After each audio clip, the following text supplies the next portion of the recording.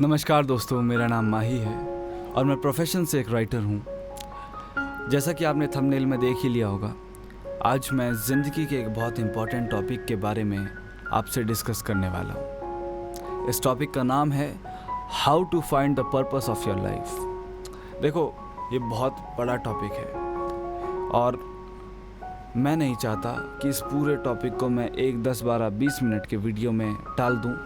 हो तो सकता है, इट्स 100% पॉसिबल, मैं समेट दूंगा, पर उससे होगा क्या? मुझे बहुत सारे इम्पोर्टेंट पॉइंट्स को क्रॉप करना पड़ेगा, जिससे आपको सिर्फ आधी अधूरी जानकारी मिलेगी। और अगर उस आधी अधूरी जानकारी को आप अपनी ज़िंदगी में अप्लाई करेंगे तो हो सकता है आप कुछ खास बदलाव अपनी लाइफ में देख ना पाएँ। तो इस वजह से मैं चाहता हूँ कि मैं इसके कई सारे पार्ट्स बनाऊँ, जो कि मैं बनाने वाला हूँ। तो अगर आपको एक वीडियो पसंद आए तो इसके काफ़ी सारे पार्ट्स आने वाले हैं। आप उन सबको देखना, उन सबको पढ़ना, उन सबको समझना और उन बातों के पीछे चलने की कोशिश करना। ये मेरी 100% गारंटी है कि आपकी लाइफ बहुत हद तक बदल जाएगी। आपने जिस वजह से इस वीडियो को खोला है, आपको वो वजह मिल जाएगी। चलो हम सीधा टॉपिक पे आते हैं। How to find the purpose of your life. इस वीडियो में मैं डिस्कस करूंगा what is the importance of finding purpose of your life, what is need of it. हमें क्या ज़रूरत है अपनी ज़िंदगी के मकसद को पाने की। बहुत सारे लोगों के जहन में एक सवाल छलांगे मार रहा होगा कि माही, तुम भी तो हमारे हम उम्र हो, तुम्हारी उम्र भी 20-22 साल से ज़्यादा नहीं होगी, फिर तुम्हें कैसे पता है इस बारे में? तुम्हें कैसे पता है? ऐसा तुमने क्या उखाड़ा है जो तुम्हें पता है? How to find the purpose of your life. और ऐसे बहुत सारे अनगिनत बहुत बड़े बड़े चीज़ें मुझे पता है, तो मुझे कैसे पता है? तो मैं वो आपको बताना चाहता हूँ। इस दुनिया में 2 तरह के लोग होते हैं। पहली कैटेगरी में आते हैं वो लोग जो सुबह उठते हैं, नाश्ता करते हैं, नहाते हैं, अपने ऑफिस चले जाते हैं, स्कूल चले जाते हैं, अपने घर चले जाते हैं, कहीं घूमने चले जाते हैं, वेकेशन पे चले जाते हैं, लंच करते हैं, फिर शाम को घर वापस आ जाते हैं, उसके बाद अपनी फैमिली के साथ खेलते कूदते हैं और उसके बाद डिनर करके सो जाते हैं। ये आती है पहली कैटेगरी। इनमें सभी हैं, मतलब आप इनमें बड़ा से बड़ा अमीर ज़्यादा लोग हैं इसमें, इस कैटेगरी में बड़े से बड़ा गरीब, एकदम फ़कीर से लेकर के एकदम अमीर तक सब हैं इसमें। फर्श पे सोने वाले आदमी से लेकर के अर्श पे सोने वाले इंसान तक सब आते हैं इसमें। फिर दूसरी कैटेगरी में कौन आते हैं? देखो, पहले कैटेगरी के लोग सिर्फ ज़िंदगी को जीना जानते हैं, वो सिर्फ ज़िंदगी को जीते हैं। ये अच्छा भी है, बुरा नहीं है। पर सेकंड कैटेगरी के लोग थोड़े स्पेशल होते हैं। इसमें वो सारे महान लोग आते हैं जो फिज़िकली आज इस दुनिया में मौजूद नहीं हैं, बट फिर भी हैं। बहुत सारे ऐसे लोग हैं, मुझे नाम बताने की शायद कोई बहुत बड़ी ज़रूरत नहीं है। आप जानते होंगे मैं किन लोगों की बात कर रहा हूँ। वो लोग फिज़िकली आज इस दुनिया में नहीं है, पर उनकी बातें, उनकी टीचिंग्स हम दिन रात फॉलो करते हैं उन्हें। हम आज भी उनके बारे में पढ़ते हैं, समझते हैं। क्यों? दूसरी कैटेगरी के लोग जो होते हैं ना, वो भी ज़िंदगी जीते हैं पहली कैटेगरी वालों की तरह, पर ये पहले ज़िंदगी को पढ़ते हैं, ज़िंदगी को समझते हैं और उसके बाद ज़िंदगी को जीते हैं। और ये समझ के जीने वाला जो कॉन्सेप्ट है ना, वो इस तरह है। फॉर एग्ज़ाम्पल, मैं हूँ, मैंने ज़िंदगी को बहुत पढ़ा है, समझा है। अब उसके बाद मेरी लाइफ में कोई एक ऐसा मोड़ आता है जहाँ मुझे बहुत सारे सुसाइडल थॉट्स आ रहे हैं। कोई जीने की वजह नहीं बची है, कुछ नहीं बचा है। इंसान के पास जब कुछ नहीं होता तो वो सोचता है कि कोई नहीं, मेरे माँ बाप तो जिंदा हैं, उनके लिए जीऊँगा। अब सोच लो, मेरे पास वो भी नहीं है, बिल्कुल अकेला हो गया हूँ। अब ऐसा लग रहा है कि मरने के अलावा कोई ऑप्शन ही नहीं है मेरे पास।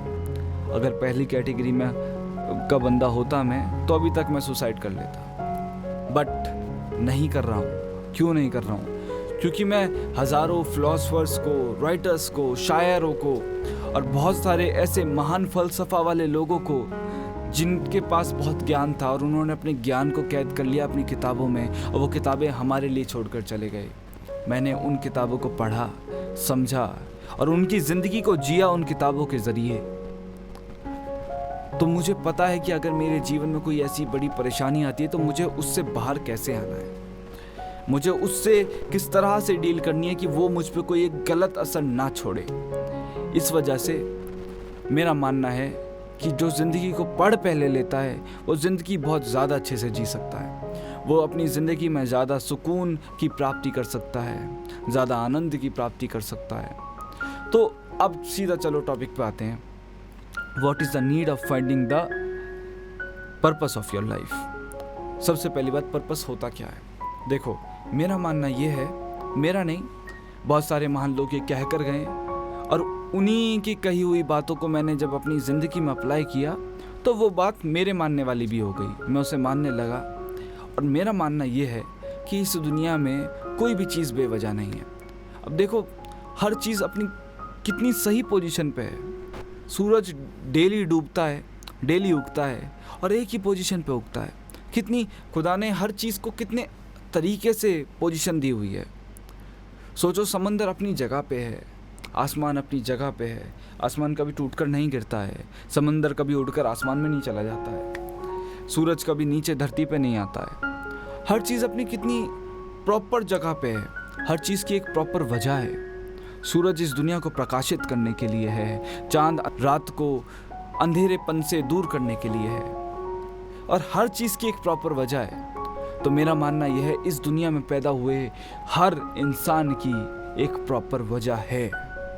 अब बहुत सारे लोग हैं जो उस वजह को ढूंढ लेते हैं, उस वजह को समझ लेते हैं और जो समझ लेते हैं ना, वो और हज़ारों लाखों करोड़ों लोगों के लिए इंस्पिरेशन बन जाते हैं। ये कला बहुत मुश्किल है और इतनी भी नहीं कि आप उसे समझ ना पाए।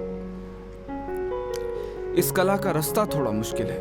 मतलब अपनी ज़िंदगी के वजूद को, अपनी ज़िंदगी की वजह को, जिसलिए आप इस दुनिया में आए, आपको वो खोजनी है, तो वो रास्ता थोड़ा मुश्किल होगा दूसरी पहले कैटेगरी वाले रास्ते से।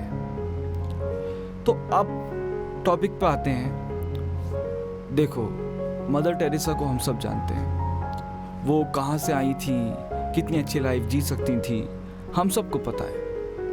बट उन्होंने कैसी लाइफ जी, उन्होंने अपना जीवन किन लोगों के लिए समर्पित कर दिया, ये क्यों हुआ? उन्होंने अपनी ज़िंदगी का मकसद बना लिया था।